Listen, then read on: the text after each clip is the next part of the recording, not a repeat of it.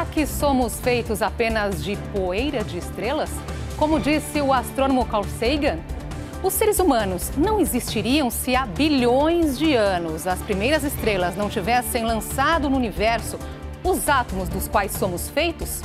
E agora, a pergunta fundamental: de onde viemos?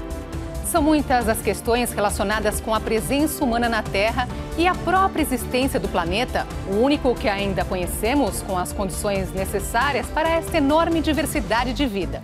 Agora, os cientistas esperam descobrir mais algumas pistas de nossa origem. O supertelescópio James Webb iniciou uma viagem no tempo rumo a bilhões de anos atrás.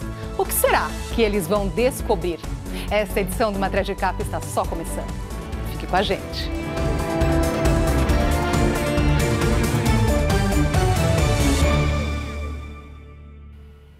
Quando o universo se formou após o Big Bang, há 13 bilhões e 800 milhões de anos, havia apenas 3 elementos químicos no espaço: hidrogênio, hélio e lítio, insuficientes para permitir o surgimento de qualquer forma de vida.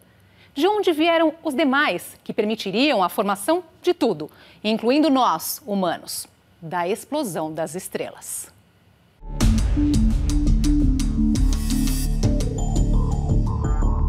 Todos os elementos químicos existentes na Terra e em outros planetas têm sua origem nas estrelas. O carbono, que permite as mais variadas formas de vida, entre as quais os humanos, veio delas. Assim como o nitrogênio da atmosfera terrestre, sem a qual o planeta não seria este que conhecemos, um oásis no universo. Tudo isso se formou nas reações nucleares que permitem às estrelas brilharem e também nas violentas explosões que ocorrem antes que elas desapareçam. Pouco se sabe sobre as primeiras estrelas, mas os cientistas calculam que elas poderiam ser até 1000 vezes maiores que o Sol. Aqui chegamos a uma lei da física. O tempo de vida de uma estrela é inversamente proporcional ao seu tamanho. Portanto, se as primeiras eram gigantescas, elas viveram apenas cerca de 1 milhão de anos. Muito pouco quando se trata do universo. Daí a hipótese científica de que elas viveram pouco. Logo explodiram e semearam pelo universo o material do qual somos feitos: poeira de estrelas.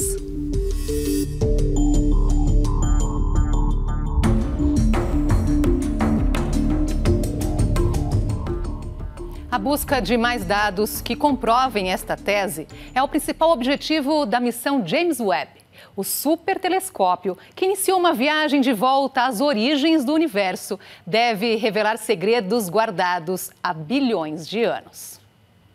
Decollage liftoff from a tropical rainforest to the edge of time itself. Foi no dia de Natal que o foguete Ariane 5 partiu da base de Kourou, na Guiana Francesa, transportando o supertelescópio James Webb. Esta é uma missão conjunta da NASA com a Agência Espacial Europeia, a ESA. Começou ali, a viagem que vai, através das lentes do telescópio, retornar ao nascimento do universo. Minutos após a decolagem, o foguete se separou do primeiro estágio. Em seguida, abriu o painel solar. Christian Reddy, um dos cientistas responsáveis pelo projeto, explica que são muitos os desafios nesta missão. O primeiro deles, além da decolagem perfeita, era a abertura do painel solar. Sem isso, não haveria energia. E sem energia, nada se faz no espaço. 12 horas após o lançamento, os computadores de bordo completaram a primeira etapa da correção de curso. O cientista explica que, além do rumo, os equipamentos também controlam a velocidade, para que tudo seja feito no devido tempo. Se o deslocamento fosse rápido demais, a nave poderia se aproximar muito do Sol e ser incinerada, apesar de toda a proteção que possui contra o calor. Na etapa seguinte, o Ariane 5 se livrou de seu segundo estágio, uma manobra necessária para diminuir um pouco a velocidade em comparação com a etapa inicial. Neste ponto, a nave realiza a primeira de uma nova série de 3 manobras em direção à órbita a ser seguida. Esta tarefa é feita em diferentes fases para que não haja interferência na velocidade. 17 horas após o lançamento, a nave libera sua antena principal e, em seguida, uma das câmeras capta a imagem da Terra ao fundo. Tudo calmo a bordo. Esta antena, que vai enviar para os controles de terra da missão, dezenas de gigabytes de dados, 2 vezes por dia. No 5º dia da missão, outras tarefas importantes. A abertura do painel de proteção contra raios solares e depois do primeiro espelho e do sistema óptico. 10 dias após o lançamento, a cerca de 1 milhão de quilômetros da Terra, mais uma etapa vital. A abertura do segundo espelho. Então, de olhos bem abertos, esta máquina fantástica começou a observar o universo. Que segredos nos reserva esta missão? Muitas coisas tiveram que ter sido criadas do zero para o James Webb, né? É um telescópio absolutamente inovador, no sentido de que nunca havia sido lançado antes ao espaço um telescópio que fosse maior do que a área do foguete que ele tinha, né? Então, os espelhos tiveram que ser dobráveis para depois se abrir no espaço. A própria proteção térmica dele é um toldo enorme, do tamanho de uma quadra de tênis, teve que ir todo fechadinho, enroladinho, para depois se estender no espaço. E esses mecanismos, eles são muito críticos para uma missão espacial, porque se emperra alguma engrenagem, algum motor, não dá para ir lá consertar. Uma capa do tamanho de uma quadra de tênis protege o telescópio do calor do Sol. Feita de um material chamado Kapton, é tão fina como um fio de cabelo. Com uma espessura assim, como esse material pode resistir a tanto calor? So in the heat of the summer, these visors really can make a difference. Sofia Roberts, do Centro Espacial Goddard, na NASA, começa lembrando que esses protetores para carros ajudam muito no verão. É o mesmo princípio usado para proteger o James Webb contra o calor do Sol. Assim como esse protetor de para-brisas resolve muito nos dias quentes, as 5 camadas do Kapton fazem o mesmo com os equipamentos. Só que elas são extremamente finas. Toda a capa de proteção é feita de Kapton. Mas afinal, qual é o segredo desse material? Trata-se de uma combinação de carbono, nitrogênio, oxigênio e hidrogênio, mas a maior parte é de carbono. Para se ter uma ideia, a espessura do Kapton é de 1/1000 de uma polegada, que equivale a 2,54 centímetros. Além de refletir o calor, devolvendo-o para o espaço, esse material também impede a passagem da luz que vem do Sol, da Terra e da Lua, que poderia interferir no sistema óptico. Agora imagine tudo isso do tamanho de uma quadra de tênis. Sem essa camada protetora, o telescópio não conseguiria funcionar direito. Vamos ver como funciona uma capa dessas com 3 camadas de proteção. No laboratório, reproduzimos um mini modelo do telescópio submetido a uma lâmpada incandescente que simula o calor e a luz do Sol, da Terra e da Lua. Primeiro temos o calor apontado para a parte de baixo. Nada chegou à parte de cima. A capa feita de Kapton é capaz de dissipar até 260 graus Celsius de calor. As ondas atravessam o espaço existente entre as camadas e simplesmente se dispersam no lado externo. A NASA usa esse material em todas as naves e satélites que circulam pelo espaço. O Kapton é fundamental no sucesso das missões. Uma versão simplificada, não tão potente, existe no mercado sob o nome de Mylar e pode ser útil em muitas situações.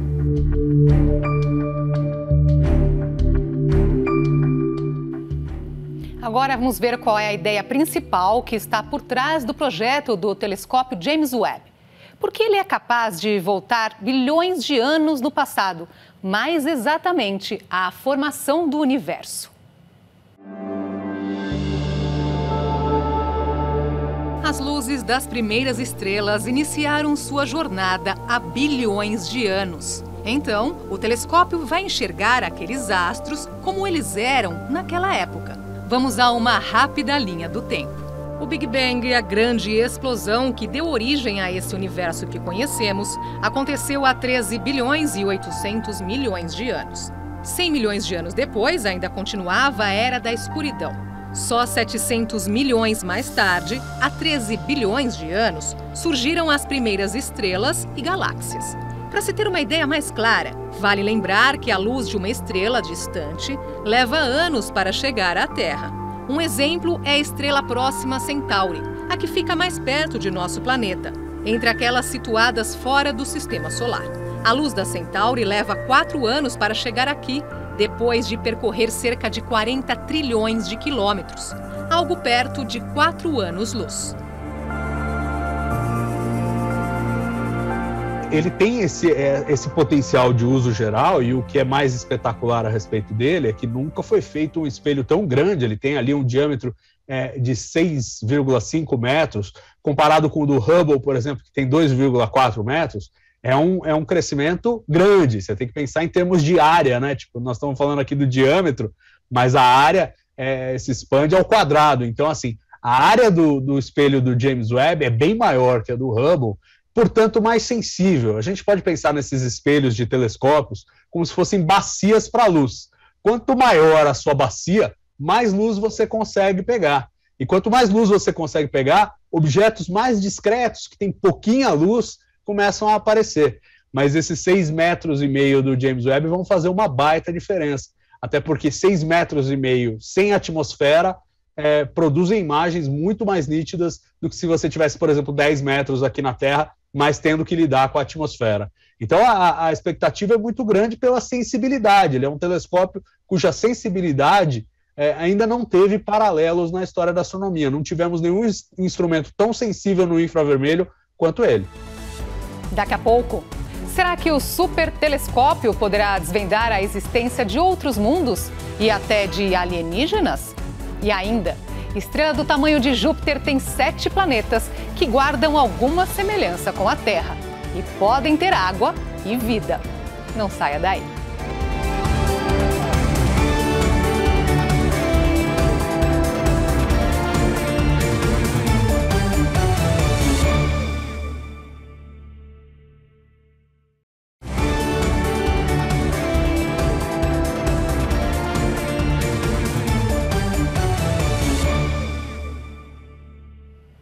Quais são as expectativas dos cientistas em relação à missão James Webb? Vamos ver o que um deles fala a respeito. James Webb Space Telescope will deliver amazingly beautiful images. Este é o astrônomo Mark McCaughrean, que faz parte da equipe da Agência Espacial Europeia na missão James Webb. Ele diz que, entre outros pontos, as poderosas lentes do telescópio vão focar em estrelas quentes e estrelas frias, situadas numa mesma galáxia, a fim de colher dados que permitam aos cientistas ampliar os conhecimentos sobre esses corpos celestes. Por exemplo, por que algumas delas têm uma coloração avermelhada e outras são azuis? Com um raio de ação bem maior do que seu antecessor, o Hubble, esse telescópio poderá vasculhar várias galáxias ao longo dos 30 anos em que deverá permanecer em operação, o que certamente abrirá uma nova e mais ampla janela para o universo.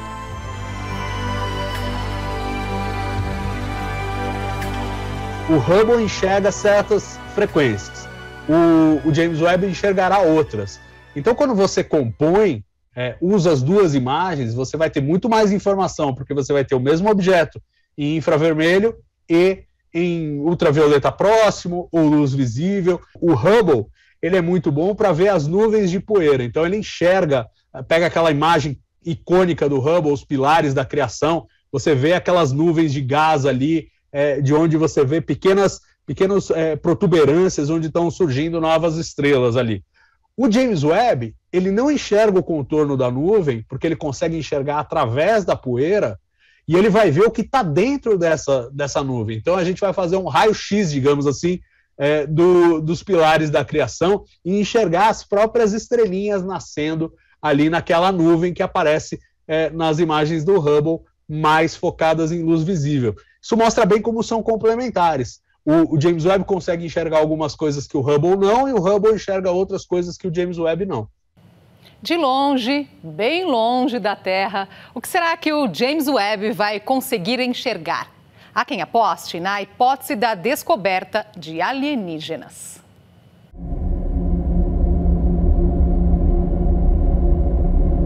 O supertelescópio vai operar na órbita do Sol a 1.500.000 quilômetros de distância da Terra.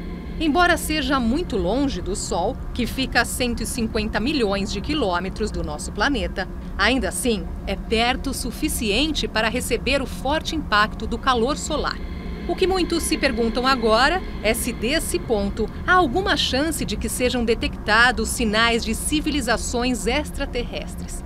Estariam alienígenas ao alcance das lentes do James Webb? A resposta não virá tão cedo. A maioria dos cientistas acredita que se existir alguma forma de vida em mundos muito distantes, o mais provável é que sejam micro-organismos e não extraterrestres que possam ter alguma semelhança com os humanos. Esta é a aposta do astrônomo Joshua Christensen Toton, professor da Universidade de Washington. Ele explica que as lentes desse telescópio são tão potentes que podem detectar até alterações de temperatura em diferentes corpos celestes. Isso é que os astrônomos chamam de bioassinatura, que pode indicar a presença de alguma espécie viva.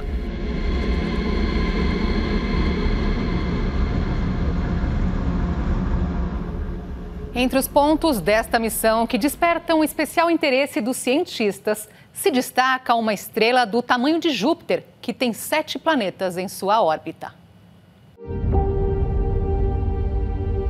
Astrônomos descobriram planetas muito interessantes orbitando a estrela TRAPPIST-1. A descoberta ocorreu através da luz emitida pela estrela, que se destaca quando os planetas passam por ela. Do tamanho de Júpiter, que é o maior planeta do Sistema Solar e tem um raio 11 vezes maior do que a Terra, a TRAPPIST-1 pode reservar algumas surpresas para os cientistas. Seus 7 planetas têm o tamanho da Terra e 4 podem conter água. Um deles merece atenção especial dos pesquisadores, o TRAPPIST-1e, por conta da mistura de metano e dióxido de carbono presente em sua atmosfera.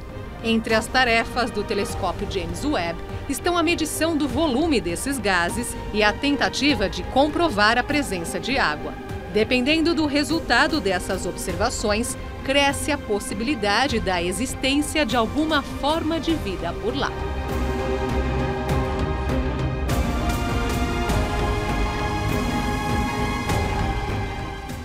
Afinal, quem foi James Webb que dá nome ao supertelescópio que deve trazer grandes contribuições à ciência espacial?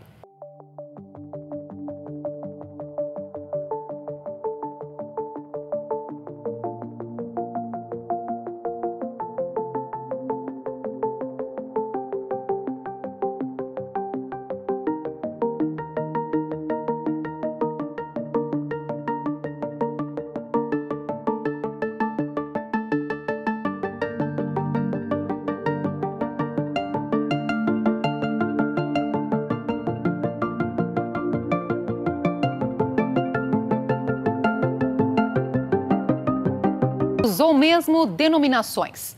Por exemplo, o que são as chamadas supernovas?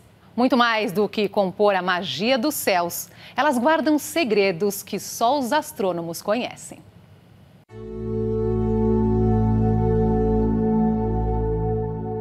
Apesar do nome, as supernovas ocorrem precisamente no final da vida das estrelas. Para entender melhor isso, vamos ver qual é o ciclo de vida de uma estrela. As estrelas nascem numa nebulosa. Ao crescerem, elas têm 2 caminhos. Podem se transformar em estrelas médias ou em gigantes. As médias podem se tornar estrelas vermelhas ou numa nébula planetária e terminar sua vida como uma anã branca.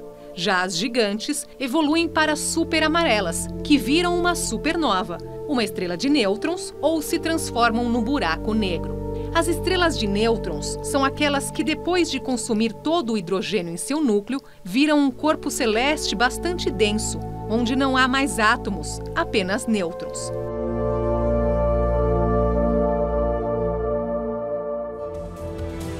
Daqui a pouco, quem foi o cientista que definiu os humanos como apenas poeira de estrelas? E ainda, o fim do nosso astro-rei e do Sistema Solar. A gente volta já.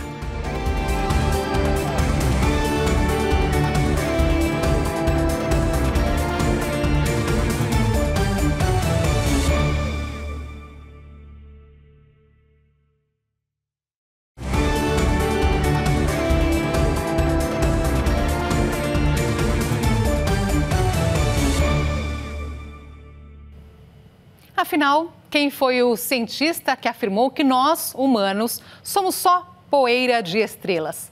Doutor pela Universidade de Chicago e professor em Cornell, Carl Sagan foi um astrônomo, físico e divulgador científico que revolucionou a comunicação na ciência. No vídeo que vamos ver, ele expõe algumas de suas ideias sobre o universo. E, claro, também o ser humano. The lives and deaths of the stars seem impossibly remote from human experience. A vida e a morte das estrelas estão estreitamente ligadas à existência do homem. Por isso, estamos intimamente conectados a seus ciclos de vida. A própria matéria da qual somos feitos foi gerada há bilhões de anos, muito longe, por gigantescas estrelas vermelhas. A blade of grass, as Walt Whitman said. Um filete de grama representa parte da jornada de uma estrela. A formação do sistema solar foi disparada pela explosão de uma estrela supernova. Depois que o Sol espalhou luz ultravioleta pela atmosfera da Terra, seu calor proporcionou a energia necessária para a geração de vida. As plantas captam a luz do Sol e a transformam em energia. Nós e os outros animais somos como parasitas das plantas. E, de alguma forma, somos movidos pela energia solar. A evolução da vida é proporcionada por mutações causadas parcialmente pela radioatividade natural e pelos raios cósmicos, que por sua vez também são gerados pela morte de gigantescas estrelas a milhares de anos-luz de distância. Think of the sun's heat on your upturned face on a cloudless summer's day. Pense no calor do Sol sobre sua face, num dia claro de verão. Esse calor que percorre 150 milhões de quilômetros. Assim reconhecemos seu poder. O que sentimos em relação a essa fonte de luz e seu interior movido por energia nuclear? E vejam, o Sol é apenas uma estrela mediana se comparado com outras gigantescas espalhadas pelo universo. Nossos ancestrais veneravam o Sol e eram sábios. Faz sentido homenagear o Sol e as estrelas, porque nós somos filhos deles. We have witnessed the life cycles of the stars. Nós testemunhamos os ciclos de vida das estrelas. Elas nascem, crescem e então morrem. Com a passagem do tempo, surgem mais estrelas anãs, mais estrelas de nêutrons e mais buracos negros. Os restos das estrelas se acumulam no universo. O espaço interestelar também se torna mais enriquecido pela diversidade de elementos químicos, que dão origem a novas gerações de estrelas, planetas, vida e inteligência. Eventos em uma única estrela podem influenciar mundos distantes em outras galáxias e bilhões de anos no futuro.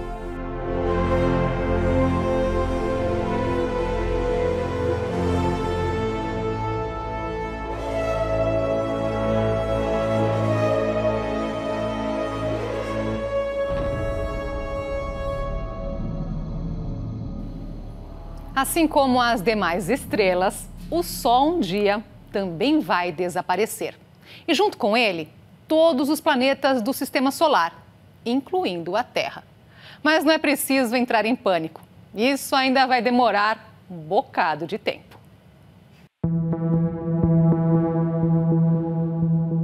O Sol tem cerca de 4 bilhões e 500 milhões de anos de idade. É bastante, mas ainda assim menos da metade do tempo que ele deve existir.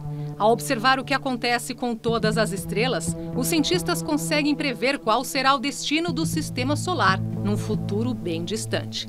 As estrelas são depósitos de materiais que produzem energia, transformando átomos de hidrogênio em hélio. O processo é bastante complexo, mas sempre resulta na produção de mais e mais energia. É daí que surge a luz do Sol. E é o mesmo que ocorre numa bomba nuclear. Mas a diferença é que as bombas usam a energia apenas numa fração de segundo para garantir a fusão nuclear. Já as estrelas são grandes o suficiente para sustentar esse processo ao longo de milhões ou bilhões de anos. Só então o combustível delas acaba e, por isso, desaparecem.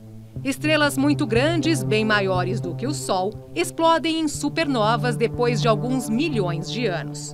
No entanto, as estrelas menores queimam menos combustível e, por isso, vivem muito tempo. Mais do que a duração desse universo que conhecemos. Por isso, esta civilização dificilmente vai presenciar seu desaparecimento. Estrelas como o Sol, que tem seu tempo de vida calculado em alguns bilhões de anos, podem ser analisadas com maior precisão pelos astrônomos. Quando consomem todo o combustível de seu núcleo, elas desaparecem aos poucos, suavemente, não com um grande estrondo.